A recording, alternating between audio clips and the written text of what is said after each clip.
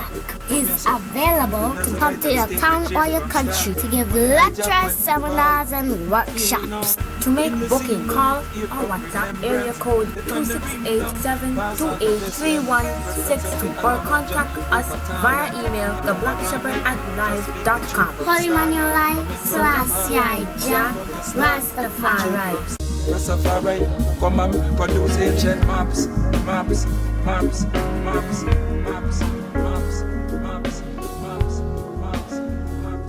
You know, in the sing down, year of remembrance, put on the ring down, just speak the truth from start, coming from the heart, in the sing.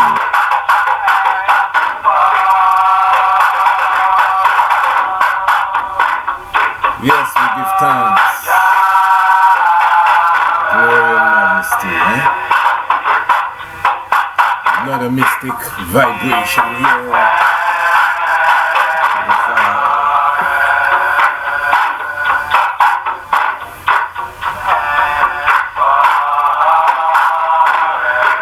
Yes, blessed love, give thanks to the life giver and the keeper of life, the Maui Haile Selassie. Blessed love to one and all. Again, another episode of the Mystic Vibration coming through. Honorable Priest Isaac with you, giving thanks. A great joy and a great honor. Today we're definitely going to touch upon a subject that has been, I would say, seriously requested. There have been many questions asked about this topic, this subject, as it relates again to the virgin birth, the reality of the virgin birth, the concept of the virgin birth, the literal aspect of the virgin birth. So I decided that we would take time to touch upon the virgin birth for this mystic vibration. Let me also say that we are definitely looking to begin a new program entitled The Tiger's Nest. And you may say that, come on, you're always in the tiger's nest. Well, I know we're always in the tiger's nest, but we are evolving into a program that holds that title. And in the tiger's nest, we will be more dealing with things that pertain to,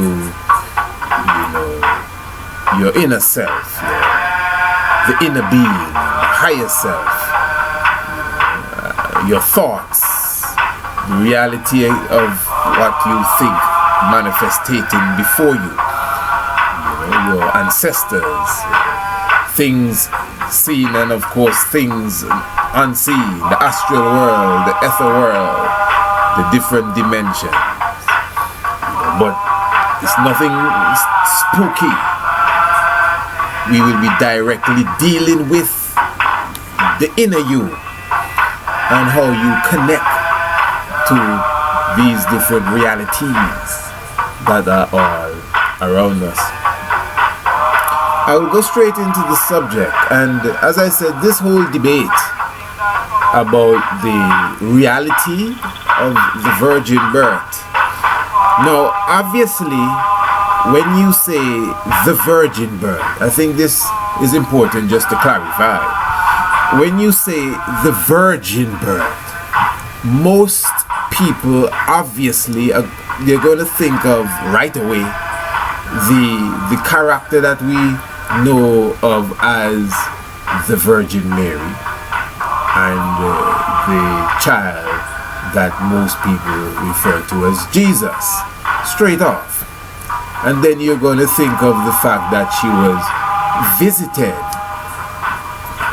by the Holy Ghost, the Holy Spirit, and it is through the power of the Holy Spirit or the Holy Ghost, whichever term you may be using,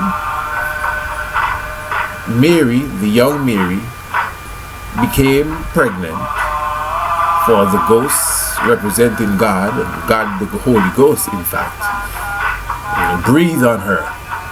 So she became pregnant. According to what we are expected to understand, she became pregnant without naturally copulating then with a man. And at this time, that man would have been her husband, newly wedded husband, I may add, who was somewhat older than her, Joseph. Now this is being taught in Sunday school, and you could get some variation of that in the Bible as well, because you'd be surprised. A lot of the biblical stories that we have grown up with, and some of us who are very young, you've been fed a lot of these stories, and realistically when you open the same Bible and you read it with a clear conscience, as if you never heard the story, it's not exactly the same as what is being taught again in Sunday school. Okay. So, but basically that is the story. Virgin birth, and she became pregnant with the Christ child, the Son of God, God as such in flesh. And it is because she was giving birth to God, the Messiah, or God the Son, she could not have this experience in the regular way that another human or another mother would have the experience, wherein the sperm of a man would enter into her and touch the egg and bring forward a child. So basically that is the understanding, at least in this modern time, especially religiously and basically otherwise. That's the basic understanding of the virgin birth, especially if you want to get direct with it, the virgin birth of the Virgin Mary. Okay. Now before we go into the depths of that story, I would like to look at the virgin birth on another level, a biological level. Very simple, nothing too complicated. Now, many of our masters, many of our teachers, especially those that delves into the realms of metaphysics, from time to time you'd hear them speak of virgin births, and I'll call names, Dr. Delbert Blair, Brother Phil Valentine, Brother Bobby Hemmett, other ones, many ones that go deep into the science and the knowledge of the occult, etc. Alright, so they would speak of history, maybe not written, of women that have brought forth children without the aid of a man. Some would even go as far as to explain on a scientific level how this happens. Whatever secretion that the woman makes within herself by eating the right things, by doing the right exercise, by going on a specific type of fast, the woman would produce specific chemicals within her, that you could say similar to that of the sperm from the man, that would activate the egg in the very same way as the sperm would activate the egg and bring forward a child.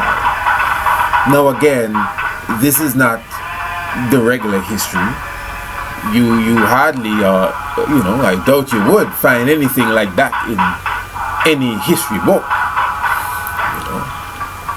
But as I said, many of our teachers, that's why I thought it was necessary, and I'm sure many of you have come across such information. But what you would find in a history book though, and a science book, in a biology book, there are other animals, specifically amongst the insects. And I'll go directly to the honeybee that performs an act that, if you do not want to refer to it as a virgin birth, it is definitely an immaculate conception, because we understand the science of the bee and the colony and the queen bee. We know that is the queen bee that runs the colony as such, and she produces the egg. And of course, you know, insect stage, the egg goes through the stage of the larvae, the pupa, until it gets to the insect stage. So from the egg to the insect, or to the fully grown bee, there's a process in between all of this. And even before the egg, it is known that the queen bee would go and take her flight, and of course she comes across the drone bees. Now the drone bees are male bees. The worker bees are the female bees. So the worker bees now, they're the one that go and gather the pollen and brings it back to the hive and the whole process. They basically do all the work. The drone bees now, they're the male bees, a bit larger than the worker bee. They take the flight with the queen bee when she makes this flight. And it is said that they have sexual intercourse as such in the heavens. But it is mystic. Unlike human beings and other animals, it is not necessarily copulation as we know it. An act is taking place, but the queen bee actually stores the sperm of the drone bee. So in other words, she does not utilize it as yet. When it is time for her to lay the egg, she would lay many eggs in the cells, and then the whole cell is covered up. Now the majority of the eggs receive the sperm from the drone, and a few receive no sperm whatsoever. So in other words, scientifically now, I'm speaking scientifically, these eggs have not been fertilized, and they're covered as well. So you may ask, so why cover them if they're going to perish? Because they have not been fertilized. Whatever happened with the bees from the time they left the heavens mating and the queen laid these eggs, the eggs that received the sperm from the drone bee, they became worker bees. And the eggs that did not receive any sperm, that were just laid in a cell, they came out as drone bees, male bees. And when the male bee comes out, the male bee is given special treatment. And of course, the bee that is to be the queen is given extra special treatment. So the point is here now. As I said, you may want to scrutinize it. This has been well researched, I could say. So whatever the case is, there's something very immaculate about this conception. So I just brought that in to bring the reality of such into the mind frame. I honestly cannot speak of what some of our great metaphysicians, lecturers and historians have spoken about, and the realms where they get their information, but for sure we can directly highlight it even in biology, in nature, right before our eyes. Now also, when it comes to the conception, the virgin birth conception, now many of us would obviously be quick to argue the point that, come on, although the Bible speaks about Christ and his mother the virgin, but the virgin birth concept is extremely old. In fact, if Christ is 2,000 years ago, I do dare say that you could go at least 10,000 years in the past and find the very same, not just concept, but almost the very same story of the virgin birth. I mean, from the message coming to the mother and the animals that accompanied the birth and the star and the wise ones that followed the star and the evil king trying to destroy all male child that was born, or all male children that came into the world at that time, from Sumer to Kemet, Mayan theology. The virgin birth is constant. The concept of the woman being impregnated by the Almighty, basically, and bringing forward a child that is said to rule nations and save souls, is a very old concept. So that's very important to wrap around our minds, especially if we are honest. It doesn't have nothing to do with what your religion is. But then again, when you look at it, it has a lot to do with what your religion is as well. Because religion is binding. You understand? But yet still, whatever your religion is, if you think you're standing on truth, you should be firm enough to say, well, listen, just give me the facts. I'm not going to run from the facts. Because if I'm wrong, I would like to be proven wrong. I don't want to live in the dark. Okay, fair enough. So the facts are that before 2,000 years ago, there has been recorded history showing us in papyri, on glyph, in cuneiform, in caves, and in many other formations, the science of the virgin birth, the science of the Maria, the science of the woman bringing forward the man-child to rule the nation, and the child being considered the son of the unseen, the son of the Almighty. But yet still, that same Son of God had a father.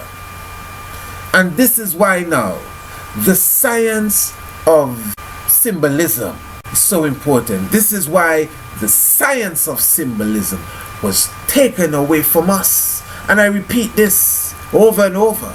Symbolism. It does not destroy the literal aspects of many stories. And I'm not just speaking of the Bible. You know we transcend that. I'm talking about our ancient writings, even up to the movements of the heavens. It doesn't discredit the literal aspect of it, but symbolism is king. So, let's keep it moving now. So since we have covered that biological aspect of it, although we had to do it with some insects, and not just any insects, by the way, the honeybee is an extremely holy animal.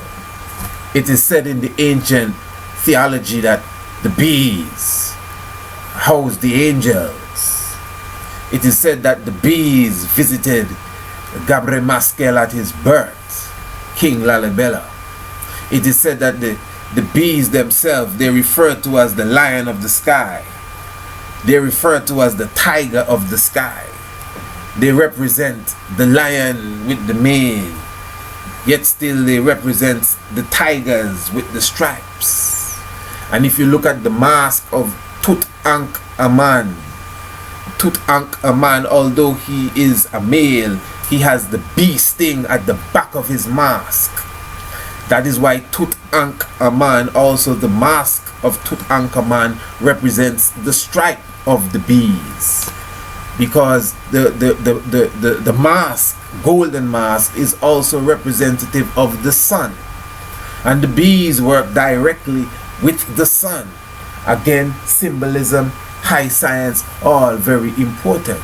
So the stripes on the bees is a high science, like the stripes on the tiger as well. So we clearly touch that aspect of it. The bees are very important in the science. The bulls and the bees. You know, the King Almighty Haile Selassie said the bees was with him on the battlefield. Eh? So when we understand, he also carries the order of the bee. You know, this is deep. You know, you can the bee, A B, a bee, C, the bee, the honeybee. You know, that's one of the sciences of the alphabet. You want to bet? Alpha. You want to? Let's bet. A B C. It's the honeybee that sees the science, the angels in flesh. Don't play with the honeybees. All right, look what they produce. Huh? What other animal, whether you eat honey or not, I'm not talking about what you eat, you know. Let's stick to the point. There's obviously science in the honey. I'm sure you can do more than eat the honey, you know, man. There's a science within that. That syrup that they produce, that is so rich. Not sweet, so rich. The honeybee. All right. What I would like to do now, and we're almost done here, because we don't want to take too long on this subject here. I would like to highlight the genealogical chart of the Christ figure in the Gospels. You know, you have to get accustomed to your brother when he speaks. The reason why I speak like this, the Christ figure in the Gospel, because they have Christ figure in other parts of the same Bible. You know? So Melchizedek is a Christ figure. If I was to tell you, well, you know, Melchizedek has no mother and no father, I mean, you think Jesus is something, because he ain't got no father, but he has a mother. Melchizedek doesn't have none of the two. You know? All right. But anyway, we'll come around to that again. Now, chapter 1 of the book of St. Matthew, the New Testament begins like this. Chapter 1. The book of the generation of Christ, the son of David, the son of Abraham. Now, the Christ in the New Testament is not directly the son of David. Listen to me good, eh? But he is of the lineage of David. You got that? That means he's of the genealogical chart. You know, the genealogical lineage of David, the bloodline. We're going to start to get into genotype and phenotype here. So David is the great a few more for me, great and great,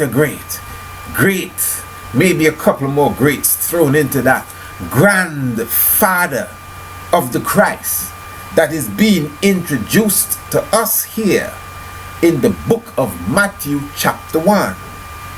David, the son of Abraham. Now, David biblically is not the son of Abraham. You know, David is the son of Jesse. But they're just picking out some key figures, because David is the great and about the same amount of great grandson to Abraham. So they're coming down the family tree here, the lineage. And we're dealing with blood now. We're not dealing with what date you were born and all of that. We're dealing with blood type, blood, the genealogical chart, the genes, DNA. All of this is in the mix here. All right.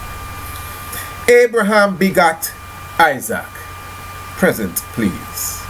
And Isaac begot Jacob. And Jacob begot Judah and his brethren. And Judah begot Phares and Zahar of Tamar. And Phares begot Ezram. And Ezram begot Aram. And Aram begot Aminadab. And Aminadab begot Nahshon. And Nahshon begot Salmon. And I want you to follow this keenly. And Salmon begot Boaz of Rechab. And Boaz begot Obed. And Obed of Ruth. And Obed begot Jesse. Please follow me now. Obed begot Jesse. And Jesse begot David, the king. And David the king begot Solomon of her that had been the wife of Uriah. So you following all of this? Begot. That means this is his son. And this is his son. And he begot this man here, that's his son. And this man begot this man here, that's another son. So when you begot somebody, that's your child, that's your son. Fair enough. Verse 7. Chapter 1, St. Matthew. King James Version of the Bible. And Solomon begot Roboam. And Roboam begot Abiai. And Abiai begot Asa. And Asa begot Jehoshaphat. And Jehoshaphat begot Joram. And Joram begot, okay, let's jump a few verses here now. You may say, oh no, read everything. Listen, come on, we can't go through that all day. You're getting the point. Just remember what I've read so far. That's all. That's the main important thing. Just remember what has been read so far. Let's go to verse 15. Because there are a lot of people in between. Josiah and Jeconias and what's his name here?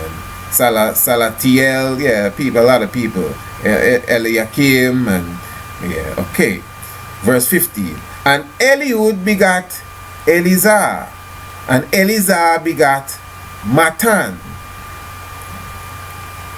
And Matan, you following me? And Matan begot Jacob. And Jacob begot Joseph, the husband. And Jacob begot Joseph, the husband of Mary, of whom was born Christ. All right. Let me read verse 17 quickly. So all the generations from Abraham to David are 14 generations, and from David until the carrying away into Babylon, 14 generations, and from the carrying away into Babylon unto Christ are 14 generations. All right, now I'm going to read something in the book of Luke. Luke chapter 3. I'm going to be reading from the 23rd verse. Now, so at least you can get to it and start to overlook it, because I want to say something about Matthew. Okay. I'm not fighting no one's religion. I'm not trying to debate with nobody for what you know, as it relates to what you believe. I'm just an honest individual asking an honest question. One of the key things about Christ is that he is to be of the bloodline of King David. That's one of the main things. The son of David. The genealogical chart of King David straight to the Christ. You know, this is what it's saying here. It began by highlighting that the book of the generations of Christ. First chapter, first verse in the book known, or the compilation known as the New Testament. The first thing that it says is that what I'm going to tell you now is the bloodline, the genealogical chart. Friends and families, not friends, cousins and not even cousins. Father, grandfather, great-grandfather, great-grandfather, and a few great-grandmothers mentioned here and there, scattered in the book. No, I'm not trying to be funny at all. I'm trying to be clear. So we begin with Abraham, and Abraham's son, and his son, and his son, and their son, and it comes down until we come to the great David. Yeah. And then David's son, Solomon, and then Solomon's son, Rehoboam, and if you notice somewhere around there, I skipped the names and came to Jacob, whose son is Joseph. Now this is not the Jacob that became Israel, who had a son named Joseph we're talking about. This is another Jacob that had a Joseph here, the stepfather of Jesus, Yeah, very mystic. And this is why I stress the mystery system, because if you know, I'm being very honest here, man. If you really take the time to listen to what we speak of when we do what we do, I'm speaking of myself, you would see right away there's a connection between Joseph, the son of Jacob, and Joseph, the son of Jacob. But what is mystic about this Joseph, the son of Jacob? The book clearly tells you that he is the husband of Mary. He is the husband of Mary.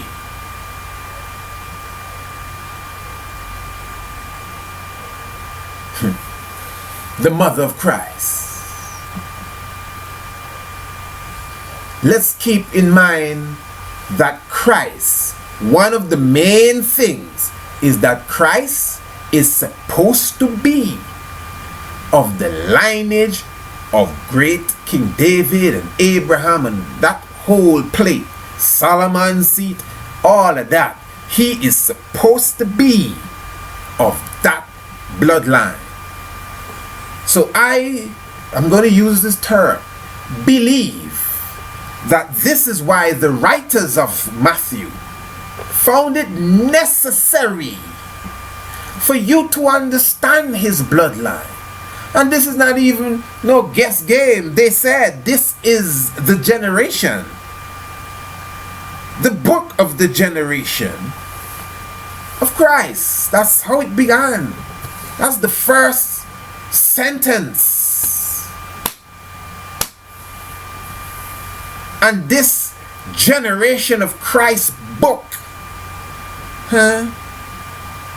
began with Abraham and it ended with Joseph.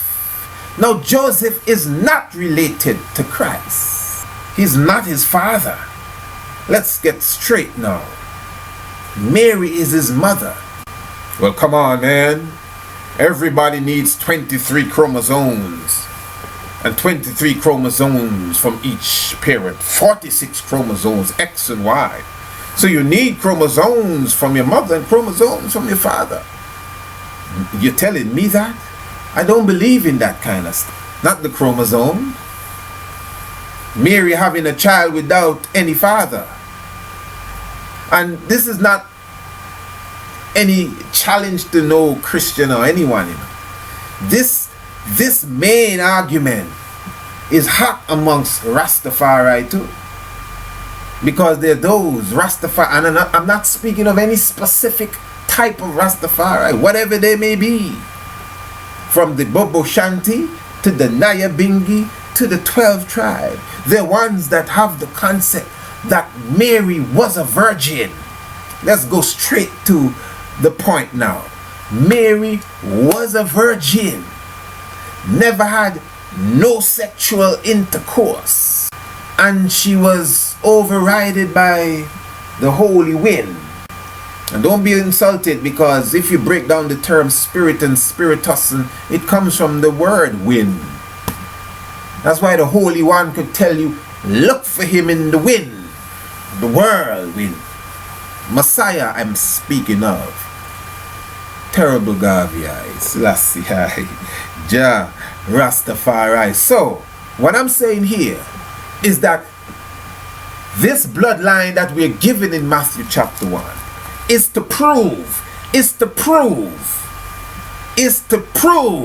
that the Christ is related to all these names that have been called Abraham and Jacob and Judah and Isaac and the whole crew, David, Solomon. Look at here. So you see, these are his four parents. No, well, whole breaks, man. How could they be his four parents when it stopped at Jacob, his stepfather? Let me play with me. Jacob, his stepfather.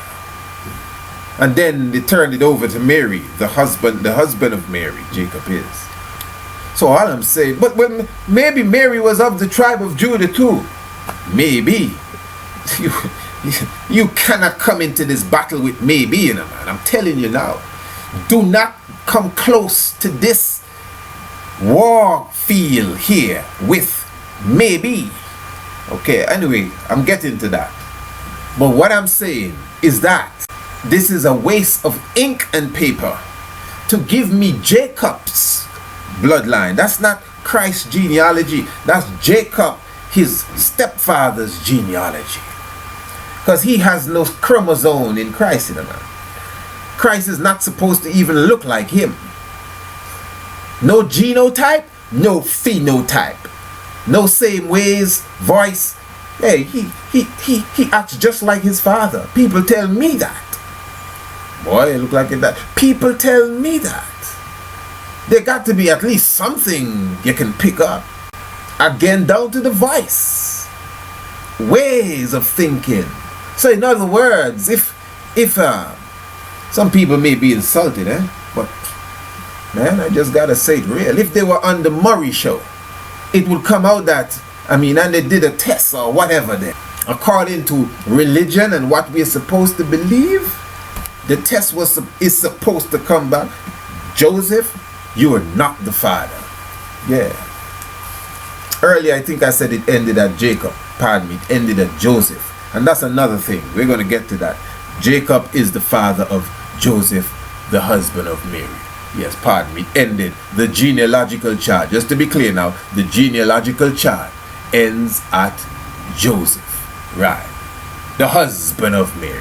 Yeah, I think I said Jacob, the husband of Mary earlier. Just please forgive me. Yes. Joseph, the husband of Mary. Good. So again, Mary may be of the lineage. Okay, fair enough. Because that's very important, She got to be of the lineage. Well, she don't have to be. But somebody has to be of the lineage because this Christ is of the bloodline. Alright, fair enough. Now let us go to St. Luke's chapter 23. And I want to bless up everyone in Tortola. About 5 years ago, I was on this very same subject on a radio program in Tortola. My brother Gadites, blessed love Gadites, all power to the eye. You know, bless up mellow moods and, give thanks to the life giver, keeper of life, Yes, I'll touch upon the one cool line at the same time. And I was doing this program here, this basically the same topic, the virgin birth. And this brother, it was, what time that program was? I think we were going up till midnight. And this brother, before I could finish the Matthew part, because I was going on to Luke, this brother, and Tortola is not really a big place, so it's no big surprise, but this brother left wherever he was and came to the radio station and came in the room sweating with this big Bible in his hand and said, brother, I was listening to you on the radio blaspheming. I had to come and stop you. I said, what is this? And Gadites let him in. Gadites, I'm sure you remember, man. And the brother came and, he pulled his Bible and he went to the same Luke chapter 3. Now, I was going to Luke chapter 3 too. So I just said, okay, let me hear what he got to say about Luke chapter 3. Okay. In his Bible, this was the first time I ever saw it. Saw this. I've seen it on other occasions since. But at that time, man, this kind of blew me. I said, what? In his Bible, is one of the revised versions. In his Bible, Luke chapter 3, verse 23, between verse 23 and verse 22, or there is a inscription that says, here now is the genealogical chart of Mary. I say, how foolish can we be? Look, I got so hot that night on the brother. the man was sweating already when he came in the room, and I'm telling you, I know sometimes you hear my passion go, but I'm a very nice person. You know, and I'm telling you, I don't really want to embarrass no one, nothing, believe me. But that night, man, trust me, I tore him to shreds just because of that. And it wasn't really just him, you know, it's just how foolish we have become. This brother brought me a Bible, and before verse 23, man, even now thinking about it, and I've seen it again, and every time I see it, I say, watch this crap. I'm telling you, they have an inscription. Remember, this is not scripture, you know. The publishers of the book added this in. Here is the genealogical chart of Mary. So, in other words, after finding their mistake, and I'm going to show you what the mistake is now. All of a sudden, Matthew chapter 1 supposedly is the bloodline of Joseph, the stepfather. And Luke chapter 3, from verse 23 now, is going to highlight, according to what they want us to believe, the bloodline of Mary. Oh man, tell me if you can't read. Let's go. Verse 23. Hear this. And Christ himself began to be about 30 years of age, being the son of Joseph. Hold on. You may say, no, you hold on. I have my Bible open and it doesn't say that. What does your Bible say? My Bible says about 30 years of age, being as was supposed. You know, that's what it says. My Bible says as was supposed, meaning that in those days back in Jerusalem, in the time of Herod, I'm telling you, wow, you know that because people didn't believe in the miracle, so a lot of people said that she was playing the harlot. And some people thought he was really his son, you know. I mean, you see the family growing up, the little donkey, and you see the little Jesus going to work with Joseph. He was a carpenter, you know. I'm telling you. Yeah, I know, a woodsman like Geppetto and Pinocchio. Come on, what's your point? So the point is, a lot of people suppose that he was the father of the young Jesus. That's what they thought, huh? What do you think? Well, I'm thinking, but this ain't what I think. This is what I'm reading. Okay, you know, my Bible does say, as was supposed. But a long time ago, I learned what's in the brackets, because it's in the bracket in my Bible. What about yours? Oh, it's in the bracket too. Good. You're supposed to be able to read a sentence and take the bracket out and still read it correctly. The bracket is like an afterthought to assist you in understanding the story. So although it says as was supposed, I'm supposed to be able to read it without the as was supposed. As was supposed is not verifying a fact. Listen. And Christ himself began to be about 30 years of age, being the son of Joseph. Okay, now I'm going to read it with the as was supposed, and I'm going to continue. And Christ, hey, listen, all of this is very important, eh? I know some of you may be listening and saying, come on, man, this, you don't have to say it like this. I got to say it how it is said. This is how I speak. I can't come and speak like somebody else. So take it from your brother the way your brother can give it to you. Again, and Christ himself began to be about 30 years of age, being, as was supposed, the afterthought, the son of Joseph, which was the son of Heli. Hold on. Now this genealogical chart is going in the other direction. So the one in Matthew came from David to Joseph. This one is going from Joseph to David. Yeah, basically. Okay, good. So it says, as was supposed, the son of Joseph, which is the son of Heli, which is the son of Matha, which was the son of Levi? Which was the son of Melchi? Which was the son of Janna? Which was the son of Joseph? That's another Joseph there. Which was the son of Matthias? Which was the son of Amos? Okay, I'm going to skip a bit here, just like as I did in the other one. And let's go verse 31. Elikim. Which was the son of Meleah? Which was the son of Menan? Which was the son of Matata? Which was the son of Nathan? Which was the son of David? Which was the son of Jesse? Which was the son of Obed? Okay, hold on. And you get that? Okay, I'm gonna put that down now. Now I don't have no time for religion. Let's just be clear. I'm reading a book here, and this storybook just said that Christ had a father named Joseph, but in brackets they say as was supposed. Okay, whichever you want to take. As was supposed, Joseph was supposedly his father. Supposedly, I guess so. Suppose. Good. All right. So what you're telling me about Joseph? Well, Joseph, his father's name was Heli. Okay. So what?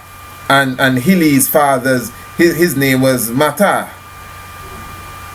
And his father's name was Levi. And his father's name was, okay, hold on. This is why I tore the man to shreds in a man. Because he came with a Bible saying, this is the genealogical chart of Mary. And the man that was his point. He didn't bring a verse from the Bible, He was showing me what the publisher was saying.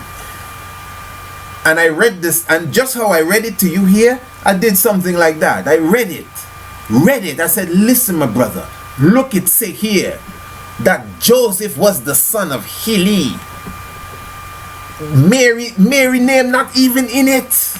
And then Heli was the son of Levi, and they carry you right back to David and beyond. Where is Mary? There's no Mary. Come on, listen. As we say in our what we call your twang, your dialect, ebonically speaking, you check it. We want to say me can read. Look it right there. You're checking me up mad or something. Look it there. I do not see Mary's name. You got to be a real slave. Hear me. You got to, if you believe that, right? Especially if you have one of them Bibles that talking that kind of foolishness about this is the genealogical chart of Mary, and you read that, especially after somebody explain it to you like this, and you gonna tell me, I don't care who you are, that you still believe that you are seriously mentally enslaved. I'm so sorry to have to say that. I don't even know you, but trust me, if you still rolling with that, nah man, well, I wouldn't even try to tell you nothing else. I'm telling you, because that is way off. That is off the chain. That's worse than the other concepts. You can read for yourself. You can read. Joseph, the son of Heli, Mary's name is not there. So in other words, here is another. One more time, because I really want you to comprehend. In other words, here is another genealogical chart for Christ that start with Abraham and end with Joseph. Again. And the fact that the Revised Version put that little thing in, that is to show you how demonic and wicked they are. To make sure they, come on, them kind of thing alone supposed to make you drop them foolish, weird, satanic cults, man. That's what they are. Judgment, man. I mean, it touched me, man. Believe me. It touches me. I feel it, man. I feel it when I see my beautiful people that I love so much lost in these kind of spellbinding, hypnotic mentality. as I said, we're starting a new program entitled The Tiger's Nest. We're not going to be really going into subject like these. I don't even know how some of you are going to take The Tiger's Nest. It's going to be a very short program, and we'll be dealing with, as I said, the power of thought, the reality of how you think, the whole aspect of the inner self, your astral self. You're gonna, you'll see when the time comes. But you see, the reason why you see me stress on the mystery system and these things is because the mystery system knowledge is the gateway to, again, the ether, the astral, even within your own self, chakra, everything. You'll be surprised. And that's why, although sometimes we try to get together and say, hey, look, let us put our beliefs aside and come together, that's really impossible. It's because of some of our beliefs why we refuse to come together. Some of us clearly tell you, well, we don't gather with them, and just drop it at that. I'm sorry, because if you do that, you're going against your religion, and wow, heavy stuff. So that's why sometimes I hit away at some of these weird concepts. You cannot prove to me, nobody in the world, hear me now, nobody in the world can prove to me that 2,000 years ago a woman named Mary had a baby named Yeshua. Even Mary or any of the derivatives of Miriam, Mariam, anything like that, had a son named Yeshua, Isa, anything like that, without the sexual connection of Joseph. And obviously you ain't gonna try to use the Bible to do that, because I just showed you clearly. Alright, well, hold on. One more thing we have to highlight now. One of the things that the Bible, the King James Bible in your hand, the same way they added, this is the genealogical chart of Mary, into the New Revised Version. The King James, some of you love the King James so much. Them is New Revised Version of them days too. They are. Luke chapter 3 says, Joseph, the son of Heli. Now how did Joseph become the son of Heli? When in Matthew chapter 1, Joseph was the son of Jacob. Exactly, that's what I'm trying to show you. It's Mary's chart. Come on, you still chatting them foolishness? I think the man said that the night too, I think he said the same foolish thing. I'm talking, exactly, something different. What's something different? It says Joseph the son of Heli, not Mary. You still come with that foolishness. You do anything to stop me from licking off the slave master head. There have some Negroes like that, You pointing the gun at the slave master, and them fools jump in front of the gun. Sometimes, I have to say, look, this is not the day of the musket, Ain't one shot I have, You know what I mean? Ain't one shot I have. So I'll take you out and then hit the master, man. So don't play around, Them one shot days I had to beg you to get out the way. So yo, move out the way. I don't want to waste my shot on you. It's here I want. But now it's different. He jump in the way. Oh yes. Look, exactly. That's why it's a different thing. It's a different thing. Luke chapter 3 says Joseph is the son of Heli. Matthew chapter 1 says Joseph is the son of Jacob. And Heli is not Jacob in no other language. Because when you follow the names, it's a whole different set of names. The genealogical chart. But here now, in Matthew chapter 1, it says that David begat Solomon. In Luke chapter 3, it highlights that David begat Nathan. Now this is 14 generations from Christ. Now this is in between, somewhere in between, if I'm correct with that. Maybe, somewhere halfway or so in between this whole genealogical chart. So in other words then, let's get it straight. In Matthew, David passed this pearl, this special spirit, he passed it on to Solomon. But in Luke chapter 3, it is Nathan who is the son of David, not Solomon. Nathan who got this pearl or this spirit that will eventually reach to Christ. All right. Now, I'm not arguing anymore. Well, I've never been arguing really. But this is not about one is the chart of Mary and one is the chart of Joseph. We have totally debunked that. You cannot come with that. There's a reason why there are two different charts here. And they both lead to Joseph. Keep that in mind, you know. They both lead to Joseph. So all the way up in the time of David, you're going to tell me that one bloodline saying that the spirit went into Solomon, David's son. The other bloodline in Luke saying that the spirit went into Nathan, David's son. And somehow they both come right back around to Joseph, the supposed father, the husband of Mary. That is biologically impossible. You can't be playing with me. Come on. And listen, let me just kill the Mary thing one more time. If you're going to tell me that Luke chapter 3 is Mary's lineage, this, what you're trying to tell me now is that this is the lineage that Christ, this is now all the blood that he was dripping on the cross. He's supposed to be Solomon's David blood, eh? That's the vibes. All the blood greater than Solomon is here. So the blood that was dripping off the cross. I'm not trying to be disrespectful.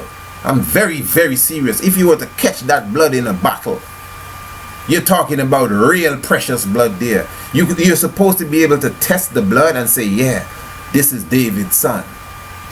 So this is why they're quick, knowing clearly that Matthew chapter 1 licks out that and shows you this is Joseph's chart. So they run to the next chart in the book and try to fix it up for Mary. Right? Good. Let's just say, I'm going to give you this chance. Let's just say it's Mary's chart. Yay! Hold on, don't clap yet.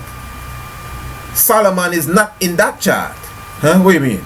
Read it good. It says David begot Nathan. Didn't say Solomon. Chapter 1 says Solomon of Matthew. But chapter 3 of Luke went straight to what's his name there? To Nathan. Totally lick out Solomon.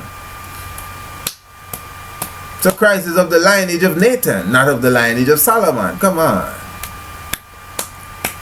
That's Mary's chart, isn't it?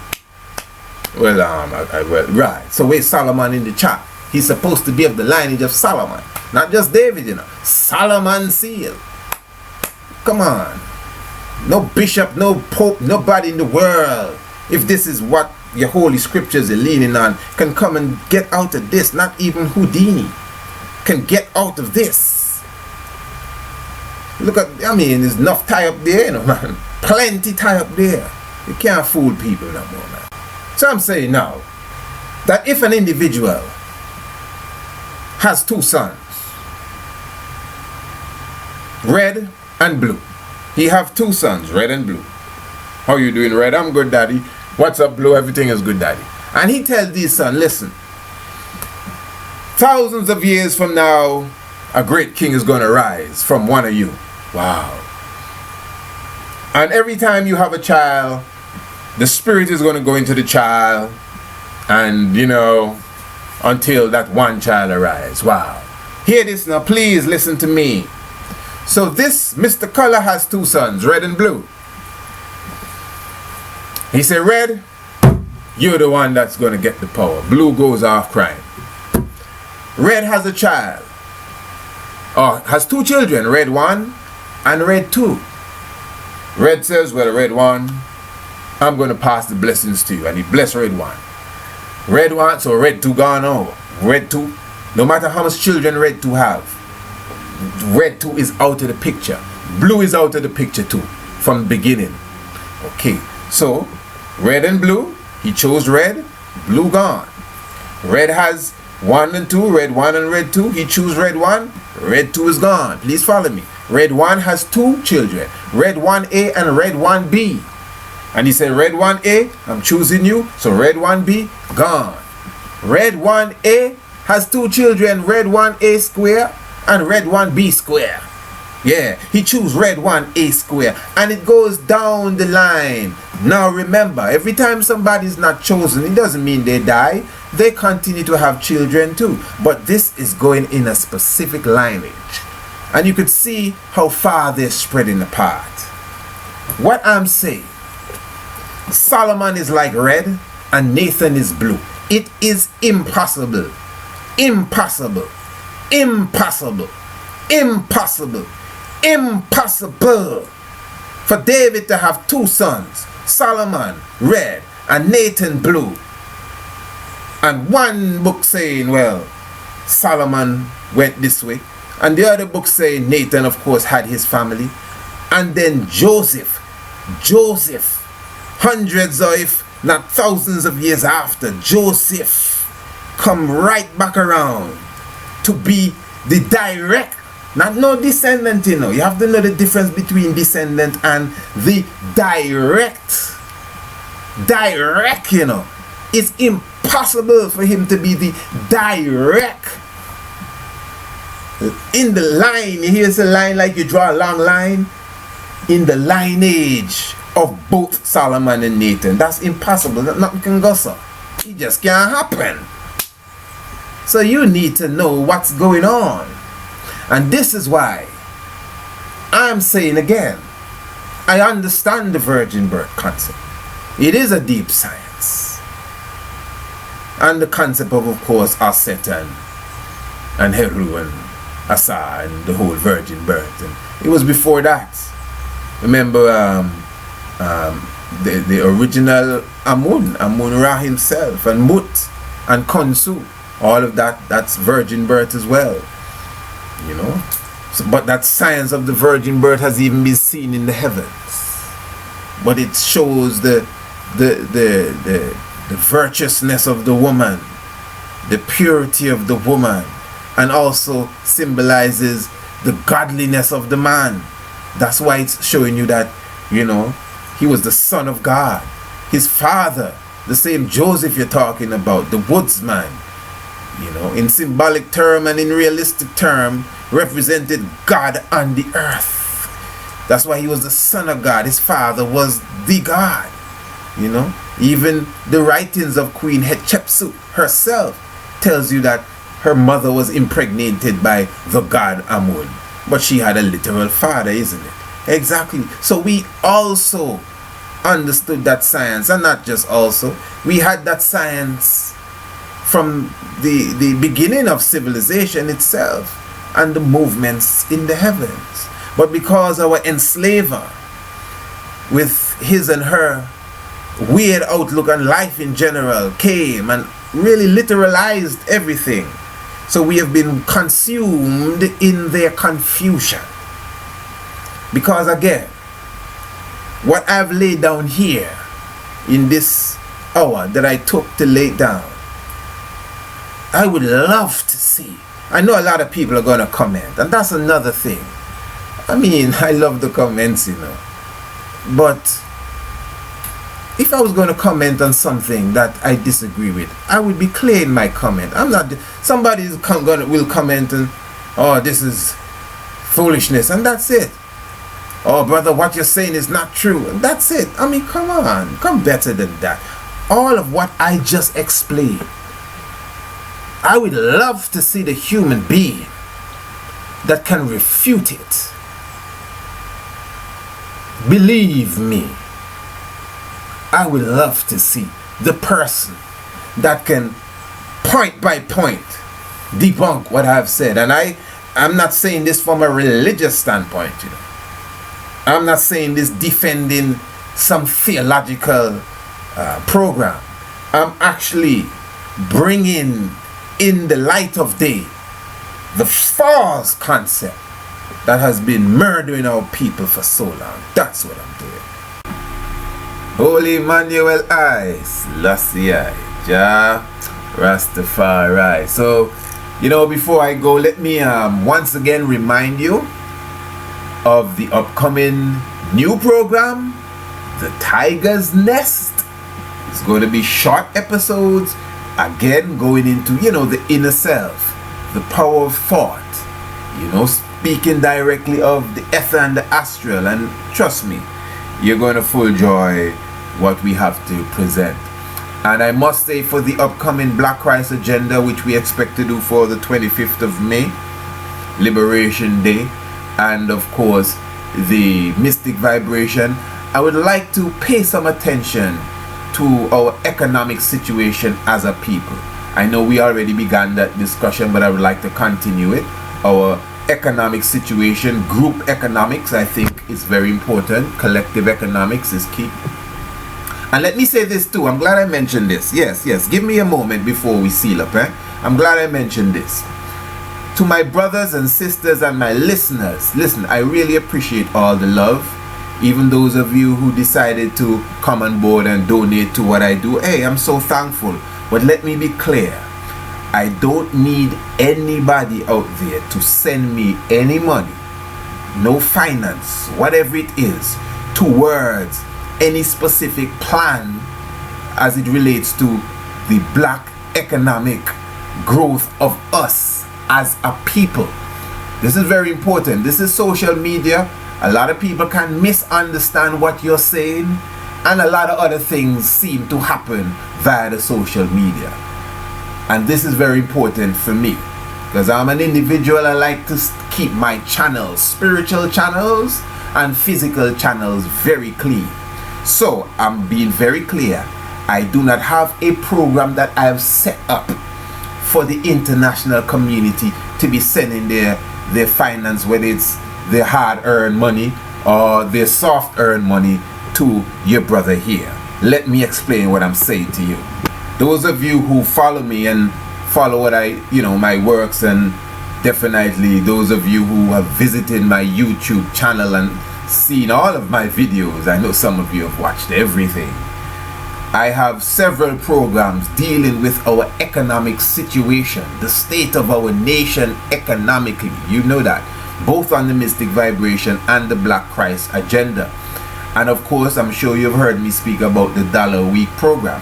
Now, I brought this up. This was like a brainstorm that I got, because I clearly understand that in the 1600s, the slave codes clearly showed us that the black man and woman are to be non-competitive. Hear that? We are supposed to be non-competitive, non-compensated. They already say that. So the reparations they're talking about, non-compensated. And our purpose here is for the growth and development of our slave masters, the Europeans. This is what the slave code stipulates, I would say. In fact, when you understand history, these measurements, I would call them, are still in existence. This is why I always take the time to highlight the words of P.W. Botha, which no one can refute that he said these things, clearly showing his people that they need to strategically, if not kill the black people, keep them in check. And I showed you the ways that he devised to keep us in check, from utilizing the hospitals, utilizing the educational system, utilizing the supermarket. These killers utilize everything to keep you deaf, dumb, and blind. You comprehend? So, this is why when we group together as a people, whether it's Tulsa, Oklahoma, or anywhere, we group together and we seem to be growing economically. They always strive to destroy that group and destroy that plan. Yes, I mean, one black man and one black woman can, so-called get out of the barrel. But when they notice all the crabs are getting out, they're gonna say, well, no man, the crabs ain't thinking like crabs anymore. Somebody's down there waking the crabs up. You understand what I'm saying? So this is why now I put on the table the $1 a week program, wherein no matter where you are in the world, whatever country you live in, whatever group you are a part of, if we as a people can pool our resources together and find a way to contribute $1, £1, €1, £1, whatever it is you're spending a week amongst 100 of us, amongst 300 of us, amongst 500 of us, even 1,000 of us. Can you imagine? 500 people put in $1 a week. That means in a month's time, you already have $2,000. I mean, in 2 months, you got $4,000. In 4 months, you already have $8,000. Let's just say this is 8,000 pounds or 8,000 Canadian or 8,000 euro. $8,000 or pounds or whatever amongst a group of 500. Now listen, the group could be just in your neighborhood. That could be the group. It doesn't have to be a religious group. The group could be your neighborhood, the people that you live amongst, and you start to save like that.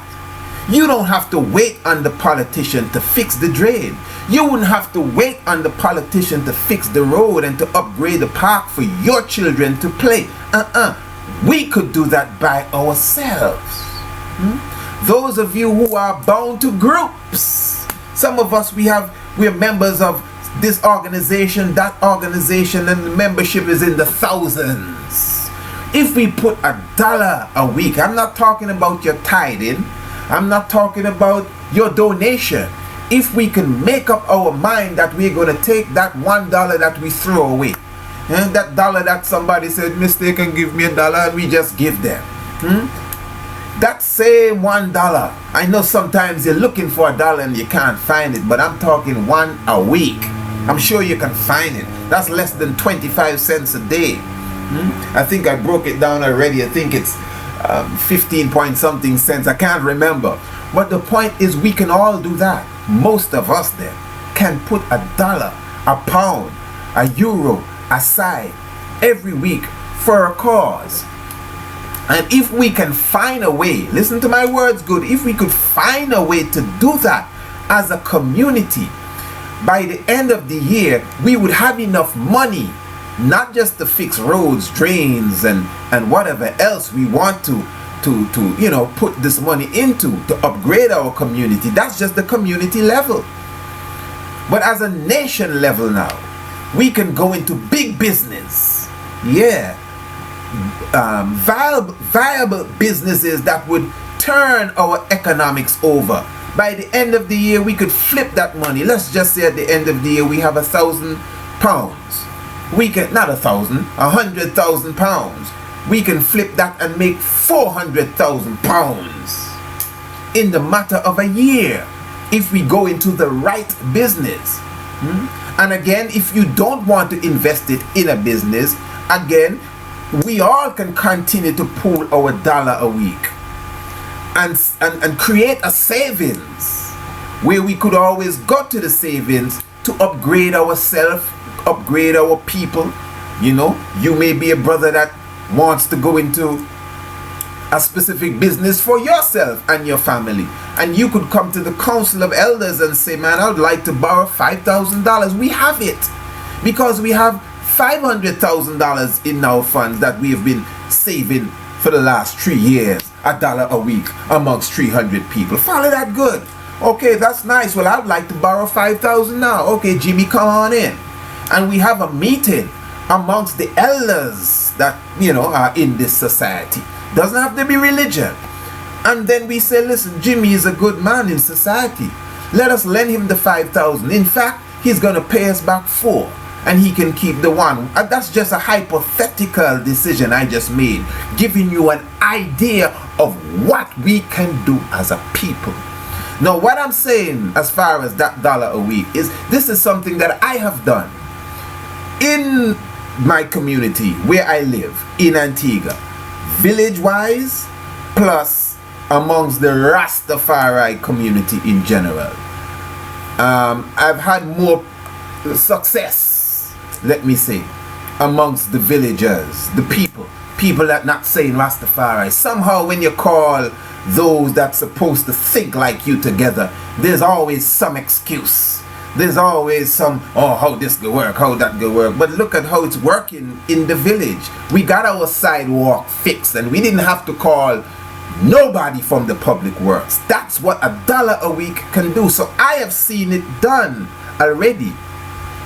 So that's why I put it on the table via the social media for you conscious ones that are listening, so that it could spark something in your mind, and maybe in the future internationally we could get together and do it. But take it from me, it's going to take work. It's going to take a lot of work. We have to have serious people to organize it and structure it, you know, properly. This is something that I've put, as I said, you've seen on the Black Christ agenda, to us as a Bobo Shanti nation as well. This is not tithe, this is not donation, this is not throw up some money. This is a structural program.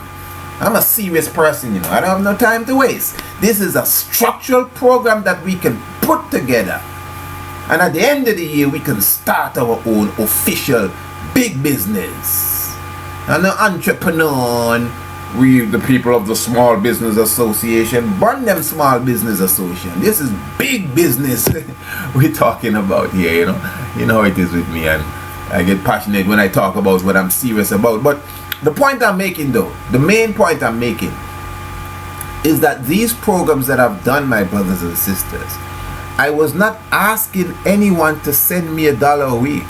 And I know nobody's gonna really put, some people are gonna put $10, and that's another thing. You know for sure, when we started $1 a week, I never put no $1 a week. $10, $20, sometimes it's $100, and others would do the same. So obviously we're going to surpass at least 100-fold, you know, our estimated result. And trust me, as black people, we can do this.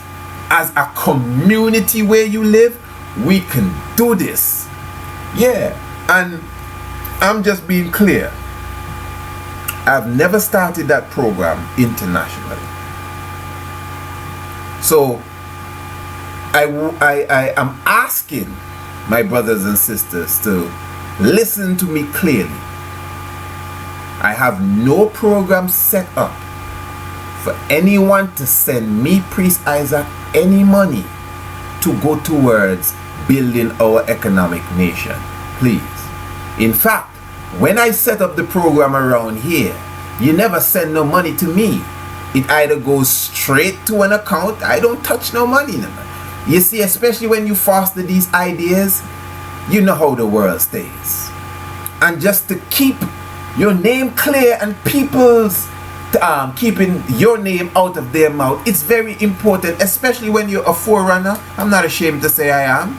With such an idea, you make sure the system is set that people send their money straight to the account. So that's the kind of system we want. You know, you need, you know, 3-4 treasurers, people that everybody knows. So my brothers and sisters, please, I've not started that program. So I know a lot of you have even contacted me, saying, brother, I just watched the program you did on the Economic Powerhouse. I'd like to start by sending $100. Yeah, I've already received calls, emails on that subject, and I've told them, no, you hold your $100. That is something I put out. You can do it in your own community. You could do it amongst your own group. And I agree. We as a people, even if there are 10 of us in this world that are serious, we can do it too. But we got to structure it properly. That's all I'm saying. Very, very important. So before we get off track, we got to structure that properly. And a lot of people are willing, but it takes work for us just to structure it. You understand? So to be honest, if somebody was to link me and say, hey, I have a group here, we want to start to structure that, then we can start to speak. We organize it properly, put it in motion, then we could bring it to the social media. And it wouldn't be Priest Isaac stuff. The group will be obviously recognized. It will be posted on other people's, you know, YouTube channel, Facebook, whatever. And then you could see the difference. So please don't be sending me no money. I'm asking again on that level. And then that's why now, to actually send me any finance, you have to contact me first. So that's one plus, I must say, because maybe people would have already been sending me their $1 a week, and it's not for me. I'm being very clear with that. Good. As far as donations towards what I do, I'm very thankful for those of you who have donated. Now that's totally different. What I do is what I do. And you know, this is almost like a next subject I've gone into, but this is very important. You see, when we speak about our economic situation too, we're going to be dealing with the psychology of our people. I have a friend that contacted me not too long ago. Well, I never really met her, but I would say she's my friend. I know she's listening for sure. And she's from Europe. And she said to me that I should take, listen to this, you know, I want you to hear this. I should take all my videos off of the YouTube. I said, okay. Build a website. I could put the same videos up and all my other teachings on the website and charge people a fee to watch my video. Okay. Okay, that's not what shocked me. What shocked me is that she said, no, she's never donated to me. I know she's listening. I'm not going to call your name. She's never donated to me. Her word is that if I do that, she will be the first to pay to watch my videos. So I told her, well, sis, my videos are up for anybody in the world to see. You can see them, your neighbor can see them, so why don't you still pay me for what you have seen? And I'm not even charging you. Whatever you decide to donate to me, I'll be thankful. Her word to me is that she doesn't think that's right, because she will be paying for her information and other people are going to see it for free. I said, wow.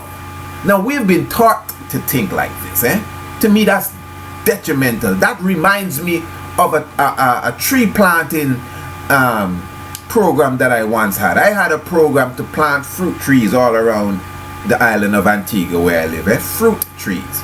People come around and say, yeah, let's plant a tree, let's plant a tree. Okay, good. But what about planting fruit trees on the side of the road? In the same way that you want to plant a little palm tree that ain't going to grow nothing. Some mahogany tree, very nice, very nice. I love mahogany trees. And some beautiful bougainvillea, all of that, very nice. But what about planting some guava trees on the highway? Some papaya trees on the highway? Some plum trees, some cherry trees on the highway that people could just pass and pick and bring their bags and go home.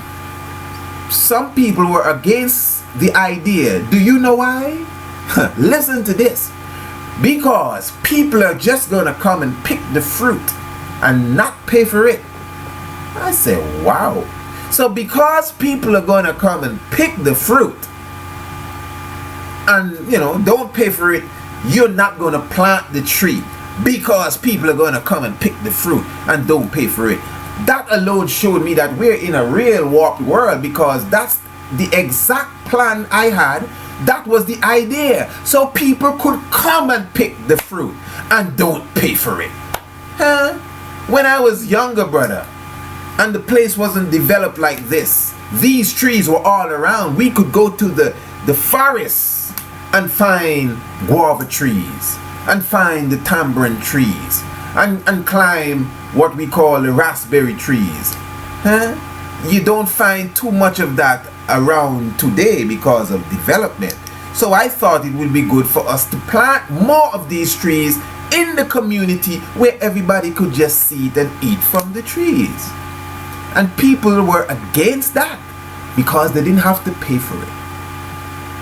You know, but I'm saying that back to my good sister there in France, there in Europe. Oh my, I gave away where you are. Anyway, yeah, in France there. Yeah, she is willing to pay to watch my videos if I take them off of the YouTube. But once they're on the YouTube, she's not gonna pay, but she's still gonna watch them. I can't understand that. I'm at a loss with that sort of mentality, to be very, very honest. So in other words, if I was thinking like that, you'd never hear peep from me. My brothers and sisters, as I say all the time, you're free to make a donation to me. You're free to make a donation. As you can see, it's not a subject that I belabor. I'm thankful for those who call me up and say, Priest Isaac, I would like to send you a donation. I'm very thankful. As if you are observant, you will notice that I actually provide things for people that donate to me. So you're not just gonna donate to me and I don't give you back something. Trust me. So that is why we have, for $50 or more, we send you a flash drive filled with information. That's how we meditate. If you notice, we also have books. I also have a specific package as well, for those who would want to donate as well. For $100, this is United States currency, you would not only get the you would not only get the flash drive filled with information, but I would send you my the biblical land of Israel and the book entitled Anu, which deals with Green Castle Hill, which I refer to as the Stonehenge of the Caribbean. And that's another thing.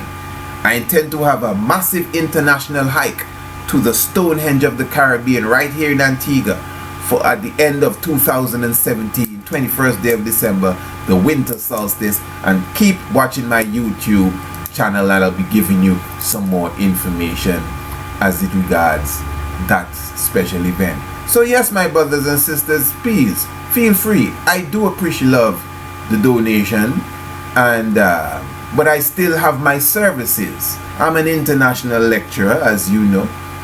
If you want me to come to where you are and lecture, all you gotta do is call me and we work out the details. It's as simple as that. Obviously, it's going to cost some finance to make sure all of that happens. If you're not ready for that yet, and you see, even that, you can group together as a community. A lot of people want me to come here.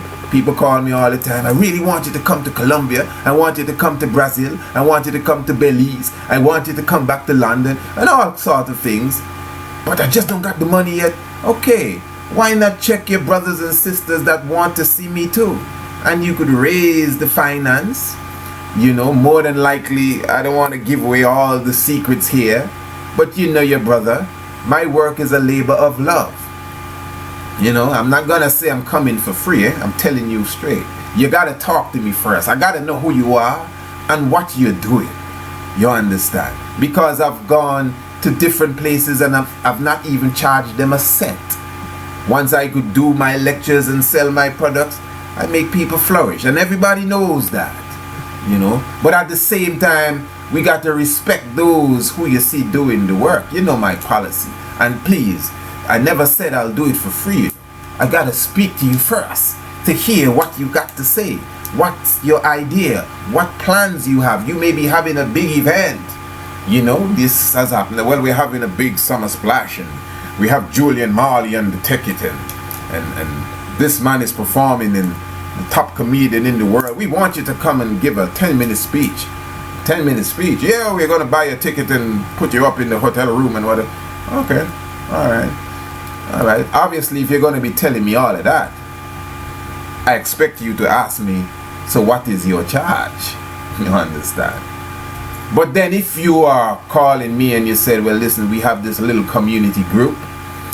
We're having a cake sale tomorrow to try to raise some money to bring you. We want you to come and speak to this school and that school and the other school and the other school. You know, I might just tell you, well, tell you what, sister or brother, I will come. I might set up a little contract, you know how it is. And at the end of the event, I will take a donation. Or the end of the chain of events, I will take a donation. And if I do not require any finance from you, then I would stipulate certain things that I definitely would need in place, you know, at my coming. I mean, it's business. Whether I do it as a donation to that community, your community or not, it's still business. And this is how I think, This is how I think. I do not believe, don't get me wrong, Some people believe that, oh, you're not supposed to sell the truth. You're not supposed to sell the word of God and all them kind of weird talk. I don't believe in that. In the sense that this is a business world. This is what I do. And anything I do, it compasses consciousness. You know, I don't go out there washing people's car. Huh? I don't you know, I don't drive no bus to carry nobody nowhere. I'm not in nobody's office typing on their computer. I don't work for people. And the work I do for myself, consciousness must be around it. So we have yoga classes, consciousness. We have karate classes, consciousness. I do cooking classes and show people how to prepare vegan meals. Consciousness. There must be a consciousness, some sort of light around what I do, you know, as far as business wise, because I would not be happy doing it. Not because, yeah, maybe I could swim, but I mean, I don't want to be no lifeguard.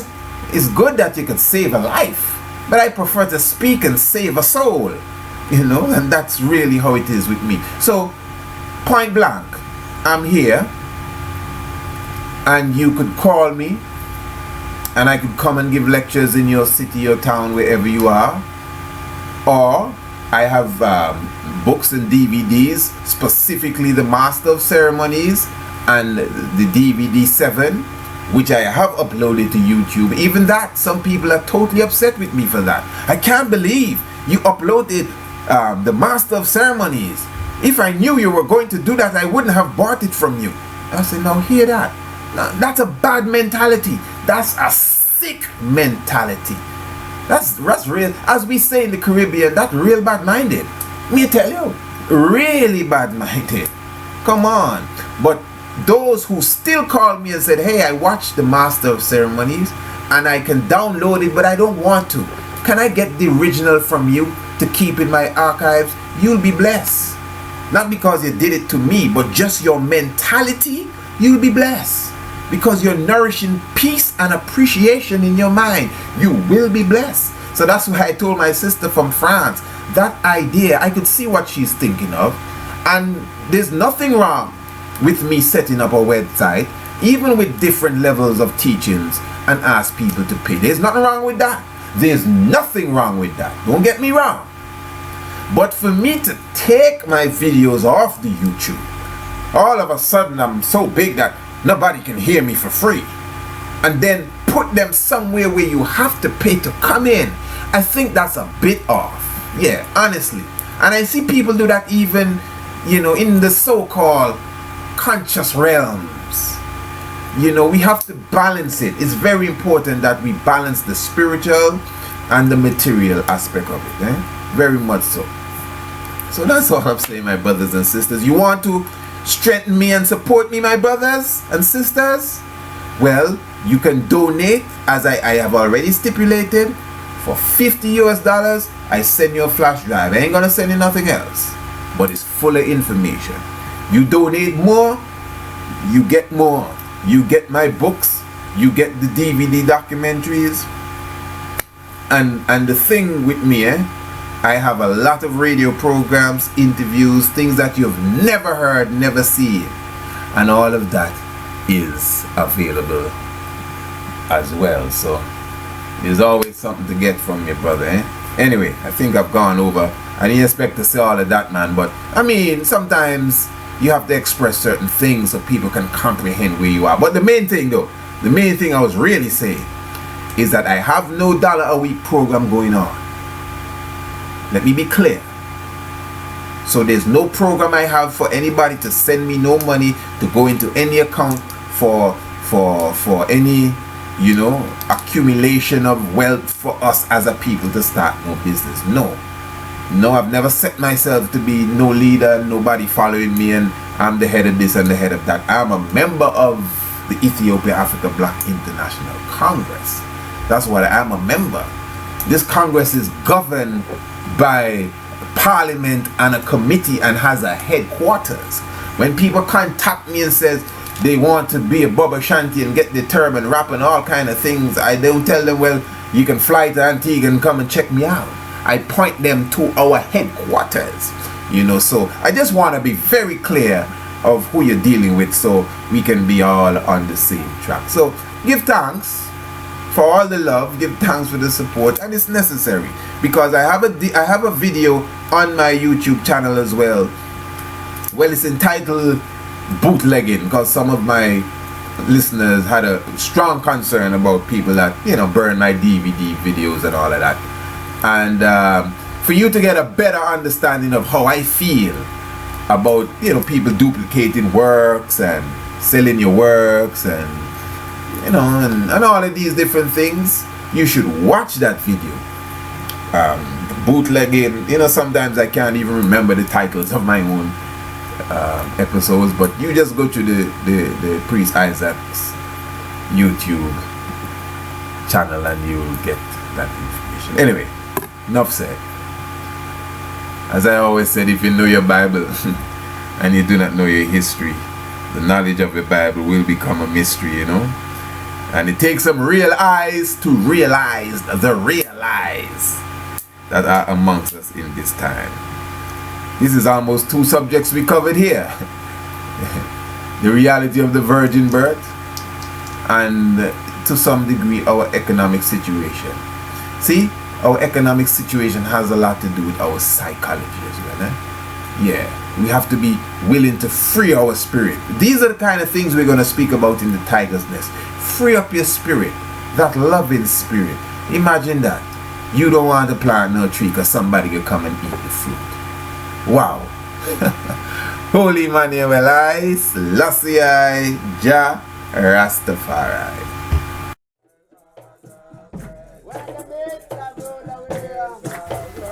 Jumbo Hotep, Shalom, Alafia. Blessed love to my beloved family. Priest Isaac here.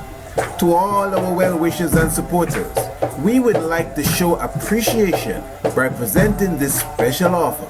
For a contribution of United States currency $50 or more, you will receive 1 or more USB flash drive filled with our various radio programs, lectures, even articles prepared and presented by myself. The more you contribute, the more you'll receive. Even a monthly contribution will ensure you of hours worth of information every time. So continue to follow us on the internet and continue to contribute. It is fully appreciated. For more information on how to contribute, email theblackshepherd@live.com or call 268-728-3162.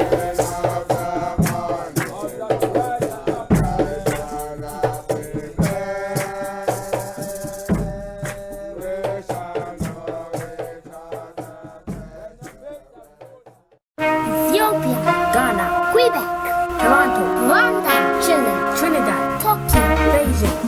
everywhere in the world, the Honorable Priest Isaac is available to come to your town or your country to give lectures, seminars, and workshops. To make booking, call or WhatsApp area code 268-728-3162 or contact us via email theblackshepherd@live.com. Holy Emmanuel, Selassie, Jah Rastafari.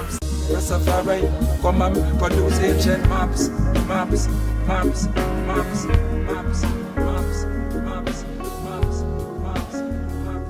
You know, in the sing-dong, year of remembrance, the thunder ring down. Just speak the truth from start, come in front of heart, in the sing.